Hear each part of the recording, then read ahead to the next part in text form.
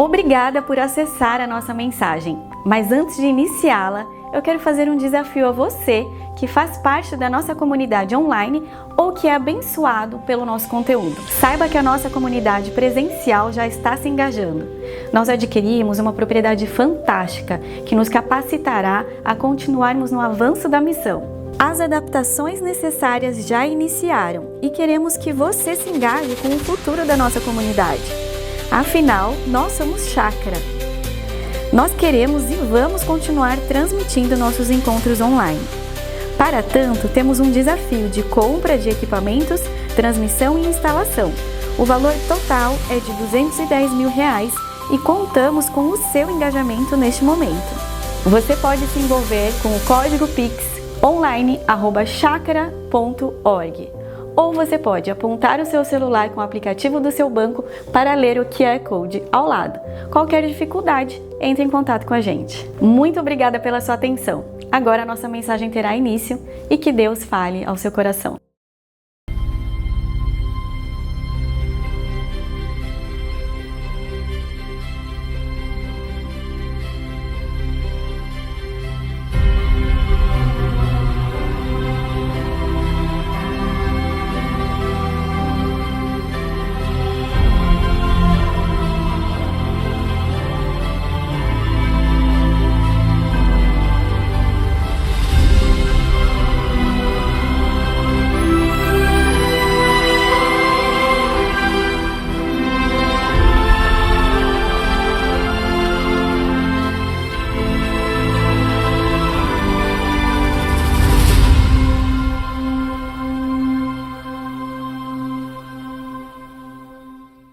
Dia da ceia do Senhor, não é um dia inserido em uma das séries da nossa comunidade. Nós vamos começar uma próxima série no domingo que vem. Hoje nós vamos falar sobre a ceia do Senhor, mas à luz do que foi a nossa última reflexão, quando nós falamos sobre Ruth e Noemi. Deus colocou no meu coração falar dessa mesa como a mesa da lealdade. A mesa da lealdade. Não a mesa da nossa lealdade para com Deus. Não a mesa da lealdade de Deus para conosco. Mas essa é a mesa da lealdade de Deus para com Jesus. Jesus entrou na história, morreu naquela cruz, por amor de cada um de nós, para que nós tivéssemos o perdão dele, fôssemos alcançados por essa imensa graça.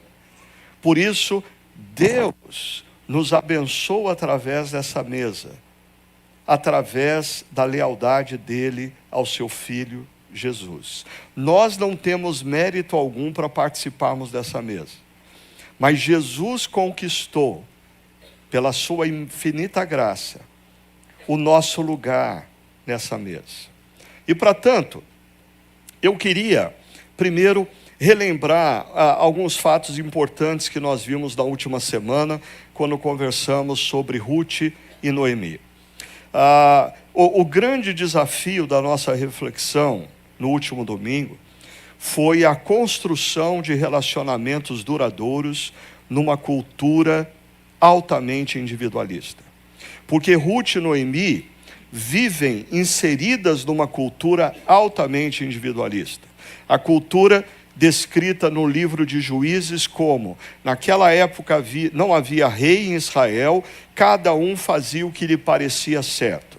Cada um fazia o que lhe parecia certo. Cada um tinha a sua própria verdade. Cada um determinava no seu próprio coração o que era certo e o que era errado. Eu diria, o livro de Juízes nos mostra o que acontece com uma sociedade que se rende ao individualismo.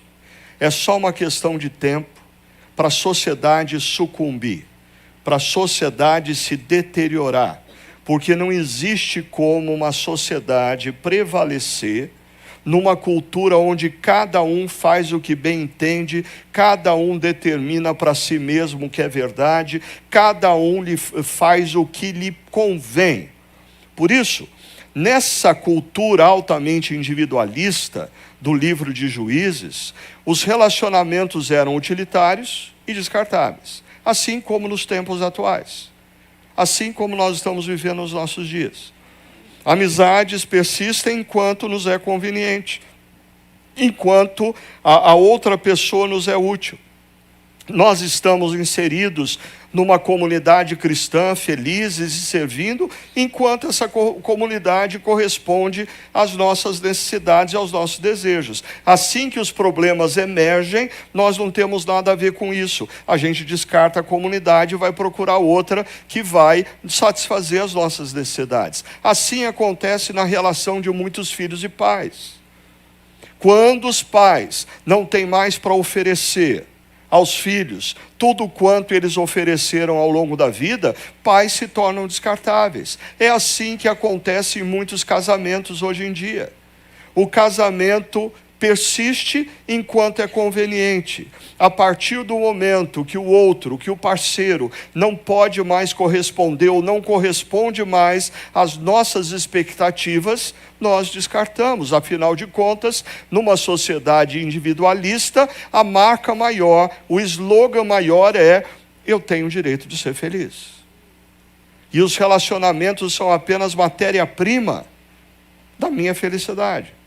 Eu uso as pessoas para a minha felicidade. Eu uso as amizades, eu uso o casamento, eu uso os meus pais, eu uso a igreja para a minha felicidade. Quando nenhum dessas relações corresponde mais às minhas necessidades, eu simplesmente descarto. A lealdade na história de Ruth e Noemi emerge como uma marca, como um elemento imprescindível na construção de relações duradouras. Lealdade. Lealdade para com o outro.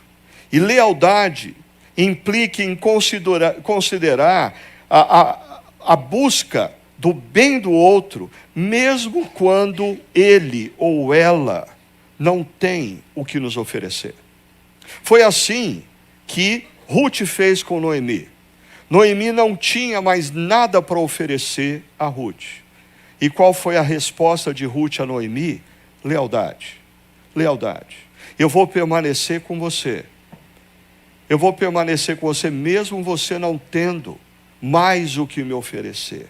Lealdade entre as amizades, porque ao longo da vida, o status das pessoas mudam. Aquele amigo que há 20 anos atrás estava bem empregado, com muito dinheiro, e nos convidava para grandes festas e churrascos na casa dele, a situação mudou. Ele não tem mais condição de te convidar para o churrasco, ele não tem mais a mesma condição financeira. E aí? E a lealdade? Ou aquele que abriu as portas para você trabalhar numa determinada empresa, aqui você já voltou para agradecê-lo, você mantém um vínculo de lealdade para com ele, ou talvez mais próximo. Como se encontra a situação do seu pai e da sua mãe, idosos? Você vê nessa relação a oportunidade de você demonstrar lealdade para com eles, oferecendo para eles o que eles necessitam, mesmo estando eles agora num momento de vida que eles não têm mais muito para te oferecer. Assim, a lealdade na nossa cultura é uma prática altamente contracultural. Eu não espero que ninguém escute o que eu disse domingo passado, dizendo assim: ok, é fácil, é isso mesmo que a gente tem que fazer. Não, o que eu disse na última reflexão é altamente contracultural, porque absolutamente ninguém que trabalha ao seu redor preza pela lealdade. Uma cultura capitalista não preza pela lealdade. Uma cultura capitalista tem tanta propaganda e marketing, tanta competitividade, porque a cultura aposta na sua deslealdade. Na sua deslealdade para com as marcas, na deslealdade para onde e como você consome. Essa é a nossa cultura, e isso invadiu as nossas relações humanas. E quando nós falamos de ser leal ao amigo, ser leal a uma comunidade, ser leal a um casamento, ser leal aos pais, é altamente contracultural. Mas para você não achar que o tema lealdade na Bíblia, a história de Ruth e Noemi é pontual. E aí a gente costuma dizer que assim, você não pode fazer doutrina a partir de um único texto. Então você não pode dizer que a lealdade é um elemento nas relações daqueles que seguem a Jesus a partir de um único texto. Então eu queria lembrar para vocês uma outra história, aonde a lealdade emerge, que é a história entre Davi e Mefibosete. Para os casais que estão aí aguardando filhos, estão achando difícil encontrar nome bíblico para os filhos, quem sabe hoje Deus respondeu às suas orações, Mefibosete. Agora, o interessante da história de Davi e Mefibosete é que não é a lealdade de Davi a Mefibosete que nós vamos ver. O que nós vamos ver é a lealdade de Davi para com o pai de Mefibosete, Jonatas, sendo transformado em graça para Mefibosete. Mais ou menos como a mesa do Senhor Jesus Cristo. É a lealdade do Deus Pai para com o Deus Filho, sendo transformado e derramado em graça para nós em torno da mesa, sem merecermos o que nós recebemos na mesa. Então veja, a história começa lá em 2 Samuel capítulo 9, verso 1, que diz: certa ocasião, Davi, rei de Israel, perguntou: resta ainda alguém da família de Saul a quem eu possa mostrar lealdade por causa da minha amizade com Jonatas? Certa ocasião, que ocasião é essa? Davi já é rei de Israel por aproximadamente 20 anos.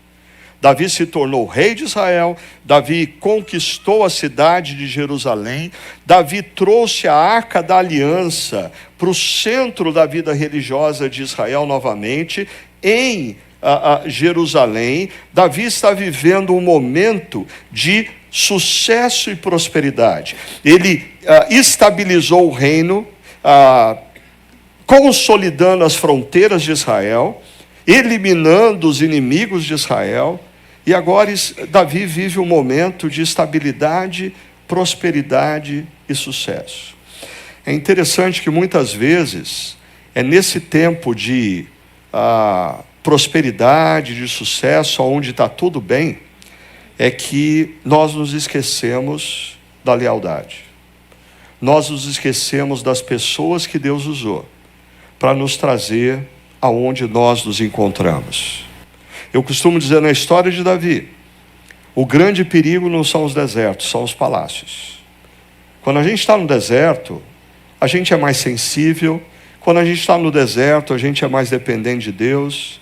Quando a gente está no deserto, a gente busca a presença de Deus. Mas quando a gente está no palácio, a gente começa a achar que a gente não precisa mais de Deus. E muitas vezes no palácio, nós nos esquecemos de olhar para trás da nossa história e perceber que nós somos o que somos, porque pessoas no passado nos abençoaram, porque pessoas no passado nos abriram portas, porque pessoas no passado cuidaram de nós. E aí nós deveríamos demonstrar gratidão e lealdade para com essas pessoas. Mas muitas vezes, quando tudo está bem, a gente faz tanta festa que a gente não tem tempo de agradecer, a gente não tem tempo de ser leal. A pergunta de Davi é: resta ainda alguém da família de Saul a quem eu possa mostrar lealdade por causa da minha amizade com Jonatas? Aqui a gente tem um paradoxo, porque Davi diz sobre a família de Saul, e Saul foi o seu precedente, o rei anterior, e como rei de Israel, Saul perseguiu Davi por anos, tentando contra a vida dele. Ou seja, Saul foi o inimigo declarado de Davi. E ele está procurando alguém da família de Saul para demonstrar sua lealdade. Mas aí vem a linha final. A sua lealdade para com Jonatas, o seu amigo. Jonatas era filho de Saul e havia sido, surpreendentemente, o amigo leal de Davi. Então Davi está em busca de alguém. E perceba, a lealdade para com Jonatas implicaria em graça para com os outros membros da família de Saul. Igualzinho à mesa do Senhor. A lealdade de Jesus para com o Pai e do Pai para com Jesus transborda em graça para nós que estamos em torno da mesa. Mas veja só, antes dessa história, cerca de 20 anos atrás, num diálogo entre Jonas e Davi, Jonatas diz o seguinte: se eu continuar vivo, seja leal comigo, com lealdade do Senhor. Eu acho interessante essa expressão, lealdade do Senhor. A nossa lealdade nas relações é uma expressão da lealdade de Deus para com a nossa vida. A nossa lealdade nas relações muitas vezes funciona como uma percepção na vida das pessoas da lealdade de Deus para com elas. E diz: mas se eu morrer, jamais deixe de ser leal com a minha família, mesmo quando o Senhor eliminar da face da terra todos os inimigos de Davi. E 20 anos depois, Davi está em busca de alguém da família de Saul para demonstrar lealdade. Mas tem uma outra conversa, uma das últimas conversas entre o rei Saul e Davi. Davi entra numa caverna, se esconde. Saul não estava bem naquela manhã e precisava de um lugar para fazer suas necessidades e deixa sua tropa fora da caverna. E quando Saul está naquela situação constrangedora, Davi tem a oportunidade de matar Saul, mas Davi poupa a vida de Saul e revela isso para ele. E diante disso, Saul diz assim: agora tenho certeza de que você será rei e de que o reino de Israel será firmado em suas mãos. Portanto, jure-me pelo Senhor que você não eliminará meus descendentes, nem fará meu nome desaparecer da família do meu pai. Então Davi fez seu juramento a Saul. É interessante, né? Não precisa de contrato registrado no cartório. Basta a palavra. Davi prometeu, e 20 anos depois, ele está preocupado em cumprir a palavra dele para com Saul. Mas voltando ao nosso texto, aí nós entendemos claramente a preocupação de Davi. Resta alguém da família de Saul a quem eu possa mostrar lealdade. Essa palavra lealdade em todo o Antigo Testamento, ela aparece muito, é a palavra no hebraico hesed. E essa palavra muitas vezes, ou na maioria das vezes, é usada para descrever o amor incondicional de Deus para com a gente, ou a manifestação da graça de Deus sobre a vida de homens e mulheres. Então Davi está dizendo: existe alguém da família de Saul para eu demonstrar o meu amor incondicional, a minha bondade gratuita, em outras palavras, a minha lealdade. Então chamaram Ziba, um dos servos de Saul, que ficou responsável por cuidar das antigas propriedades de Saul, para apresentar-se a Davi. E o rei perguntou: você é Ziba? Sou teu servo, respondeu ele. É claro, ele precisa, tendo essa fama de ter sido servo do antigo rei, agora a primeira coisa que ele faz diante de Davi é deixar claro que ele é servo de Davi. Eu sou teu servo. Perguntou Davi: resta ainda alguém da família de Saul a quem eu possa mostrar, olha que interessante, a lealdade de Deus? A mesma expressão usada por Jonatas, quando pede a Davi para poupar os seus descendentes, dizendo: demonstra a lealdade de Deus. Interessante que Noemi vai perceber a lealdade de Deus para com a sua vida através da lealdade de Ruth. Ruth vai perceber a lealdade de Deus em sua vida através da lealdade de Boaz. Quando nós demonstramos lealdade, amigos, cônjuges, pais, nós estamos dando a oportunidade para que essas pessoas percebam quão Deus é leal para com elas, através da nossa lealdade. Davi está procurando alguém para que ele possa demonstrar a lealdade de Deus para esse alguém. Respondeu Ziba: ainda há um filho de Jonatas, aleijado dos pés. Aí você tem que voltar lá para 2 Samuel, capítulo 4, verso 4, quando chega a notícia no palácio que Saul morreu numa batalha, e o seu filho Jonatas morreu nessa mesma batalha. Aí os funcionários do palácio são tomados pelo desespero. Por quê? Porque na antiguidade, quando um novo rei assumia, uma das primeiras coisas que ele fazia era simplesmente exterminar toda a família do antecessor e todos os funcionários do antecessor, para que não existisse qualquer possibilidade de uma rebelião no seu reino. Então, quando os funcionários do palácio de Saul ficam sabendo que Saul e Jonatas morreu, existe uma grande confusão, todos arrumam as coisas apressadamente para fugir, e a babá de Mefibosete o pega com 5 anos de idade, e na pressa, ela talvez tropeça, ele cai, e ele tem os 2 tornozelos fraturados. E possivelmente, ele vai viver numa situação um tanto quanto precária, e esses 2 tornozelos, eles são calcificados de maneira errada, e ele se torna aleijado dos 2 pés.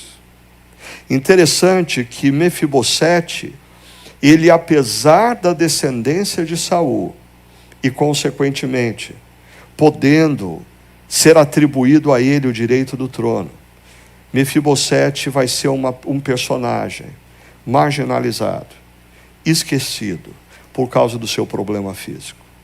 Nem mesmo os simpatizantes de Saul nunca sequer ponderaram na possibilidade de fazer dele um rei. Por quê? Porque ele é um rejeitado. Porque ele é um aleijado. Porque ele é um marginalizado. Esse é Mefibosete.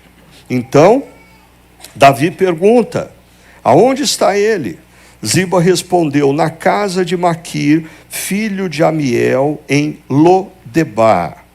Então o rei mandou trazê-lo de Lodebar. É interessante que essa expressão, o nome dessa cidade, Lodebar, significa literalmente terra sem pasto. Ou seja, Mefibosete está marginal à sociedade, esquecido da história de Israel, e mora num lugar tão pobre, que numa cultura agrária, esse lugar não tinha nem mesmo pasto. Lugar sem pasto. Essa é a situação de Mefibosete. Quando Mefibosete, filho de Jonatas e neto de Saul, compareceu diante de Davi, prostrou-se rosto em terra.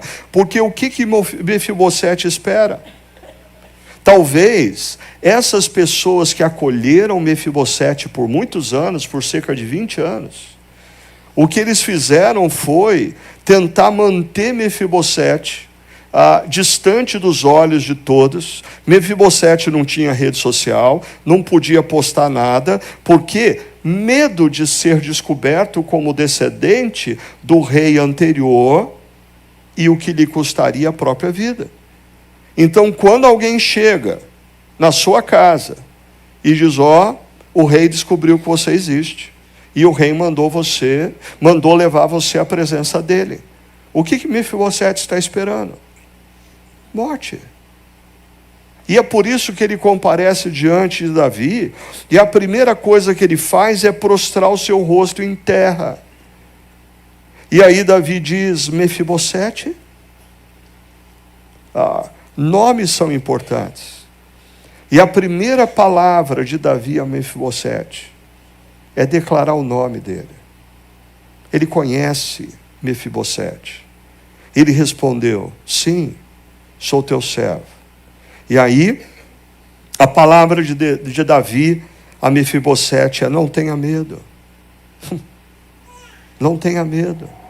É interessante, a gente já viu em outras séries aqui, essa é a expressão mais vezes citada em toda a Bíblia. Alguns autores, eu não conferi isso, dizem que nós temos 365 vezes na Bíblia a expressão não tenha medo, não temas, não tenha medo, não temas. E esses autores dizem que a gente tem uma expressão para cada dia do ano. Por quê? Porque todos nós vivemos envolvidos pelo medo. Pelo medo de não ser aceito, pelo medo de não ser amado, pelo medo de ficar sozinho, pelo medo de faltar o necessário, pelo medo. E a palavra de Davi a Mefibosete é: não tenha medo. É a mesma palavra que Deus repete para todos nós inúmeras vezes ao longo da nossa jornada: não tenha medo, não tenha medo. E Davi diz: pois é certo que eu o tratarei com bondade por causa da minha amizade com Jonatas, seu pai. E eu fico imaginando se ao longo desses 20 anos, exilado politicamente, porque ele estava numa região na Transjordânia, do lado de lá do Jordão, se assim, na mente de Mefibosete, não foi reforçada a narrativa de que tudo o que aconteceu na vida dele, a culpa era de Davi. Será que as pessoas no entorno de Mefibosete não insistiram em contar a história com essa narrativa? Seu pai, seu avô morreram porque Davi enfraqueceu o reino deles, e eles tiveram que lutar de maneira enfraquecida contra os filisteus. Nós saímos às pressas com medo de que Davi assumisse o poder e te matasse. Você é um aleijado por causa de Davi, e talvez ele ouviu a vida inteira narrativas que colocavam o coração dele como inimigo de Davi. E aqui eu acho que a gente precisa tomar cuidado. Nós vivemos numa era de narrativas. E é assustador perceber como pessoas vivem a partir não do que de fato aconteceu, mas das narrativas que foram criadas. E como elas passam a acreditar que aquilo é verdade, mas é uma narrativa. E isso se dá nos relacionamentos. Quantas vezes alguém diz para você acerca de alguém que você nem conhece: não, aquele sujeito é complicadíssimo, não, aquele sujeito, toma cuidado com ele, não, aquele sujeito, e você passa a se relacionar com essa pessoa a partir de uma narrativa e não a partir de quem ela é. Ou quantas vezes pessoas mudam a partir das experiências da vida. Mas você engessa a pessoa no passado e você continua se relacionando com a pessoa sem dar a menor chance dela ser o que ela se tornou. Por quê? Porque você a trata a partir de uma narrativa que você criou. E aqui, Mefibosete tem um choque de realidade. Eu vou tratar você com bondade. Não porque você mereça, não porque você tem algum valor, mas eu vou tratar você por bondade, pela minha amizade, lealdade com Jonatas, o seu pai. E o que Davi promete fazer? Primeiro, vou devolver-lhe todas as terras que pertenciam ao seu avô Saul. Isso, numa cultura agrária, é devolver a ele o direito de subsistência. Devolver a ele o direito de ser inserido na economia, porque sem terra, numa cultura agrária, sem terra, uma pessoa não tem nada. Uma pessoa é indigente. E Davi está devolvendo para ele a dignidade dele, para ser alguém que possui meios de levantar o seu próprio sustento. Mas o que é surpreendente, você comerá sempre à minha mesa. Davi está dizendo que a partir daquele dia, Mefibosete se sentaria na mesa do rei. Lugar para os filhos do rei.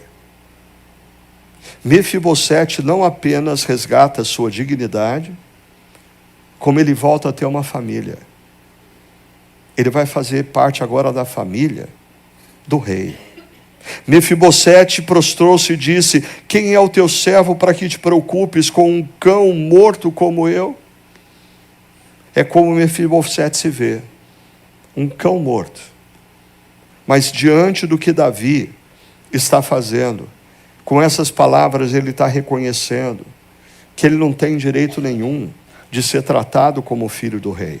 Ele não tem direito nenhum de se assentar e comer da mesa do rei. Isso é manifestação da graça de Deus. A lealdade de Davi para com Jonatas alcança Mefibosete de 3 formas: dissipando o medo, restituindo a dignidade, dando-lhe as terras de volta e oferecendo lugar à mesa. É interessante, Mefibosete é surpreendido pela graça.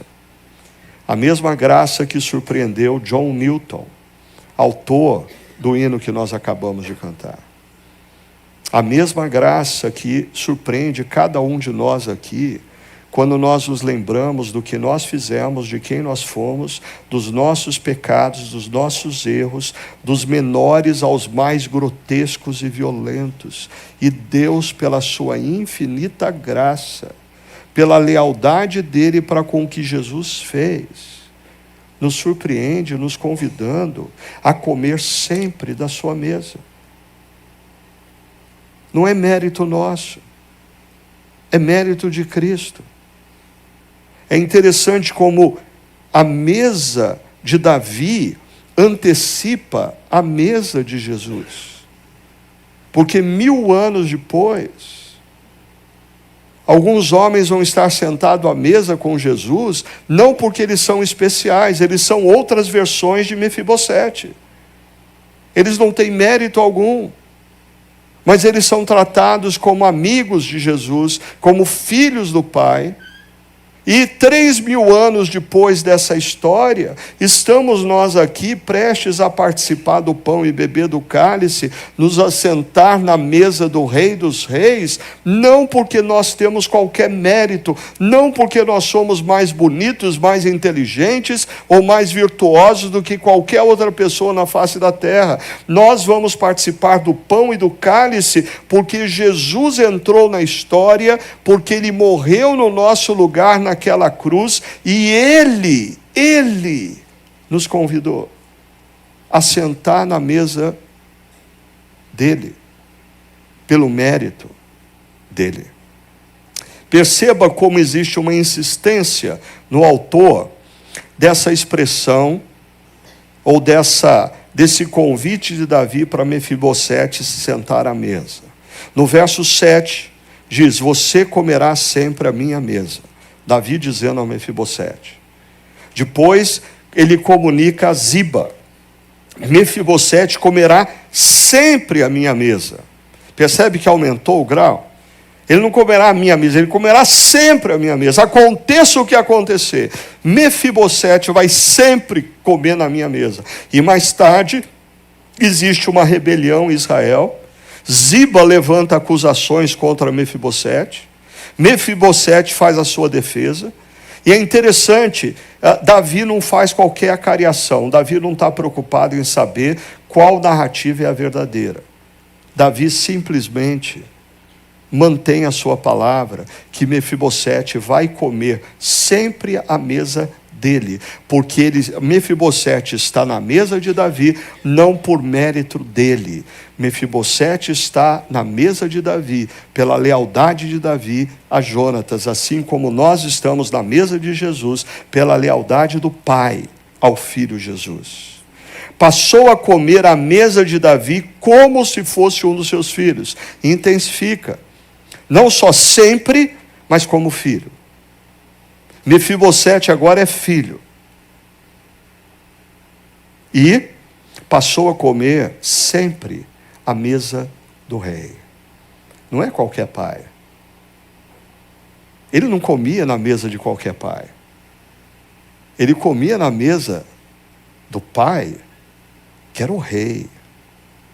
Assim como quando nós partimos o pão e bebemos o cálice, nós não estamos participando de qualquer mesa. Nós estamos participando da mesa do Rei dos Reis. A mesa de Jesus. A mesa de Jesus, para quem estava distante, é trazido para perto. Na mesa de Jesus, quem errou é perdoado e acolhido. A mesa de Jesus, quem não tinha esperança é surpreendido. Na mesa de Jesus, quem estava só é recebido como filho. Essa é a mesa de Jesus. Ninguém come do pão e bebe do cálice, dizendo, eu fiz por merecer.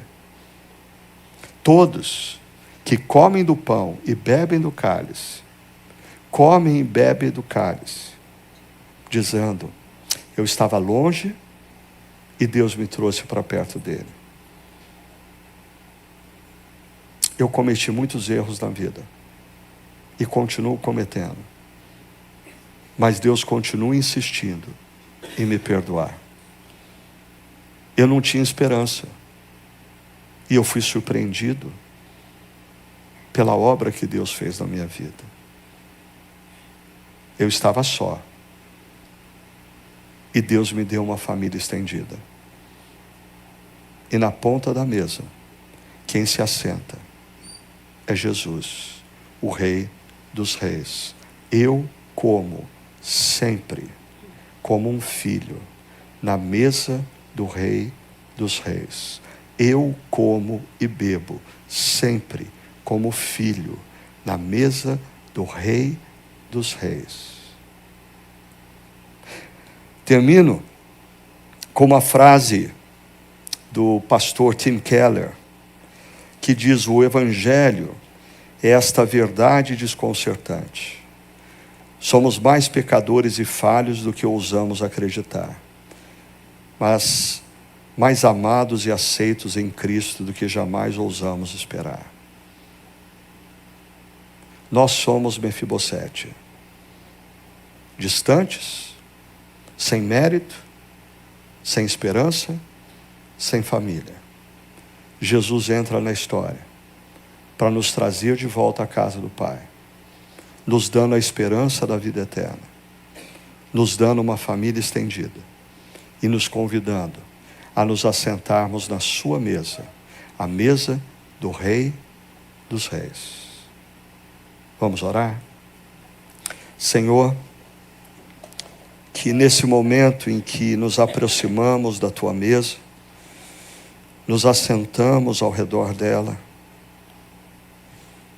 exista nas nossas mentes e corações a consciência da nossa fragilidade, dos nossos erros, dos nossos pecados, mas que essa consciência não nos afaste do Senhor, muito pelo contrário, que da mesma maneira como Mefibosete foi surpreendido com as palavras de Davi dizendo, não temas, nós sejamos hoje surpreendidos pela tua voz que ecoa nos nossos corações, dizendo, não tenha medo. Não tenha medo, meu filho Jesus entrou na história e morreu naquela cruz, para que nessa manhã você, meu filho, minha filha, tivessem o perdão de todos os pecados, se assentassem ao redor dessa mesa como filhos e desfrutassem desse privilégio imerecido. Por isso, Senhor, enquanto comemos do pão, dá-nos a convicção de que estamos comendo da Tua graça.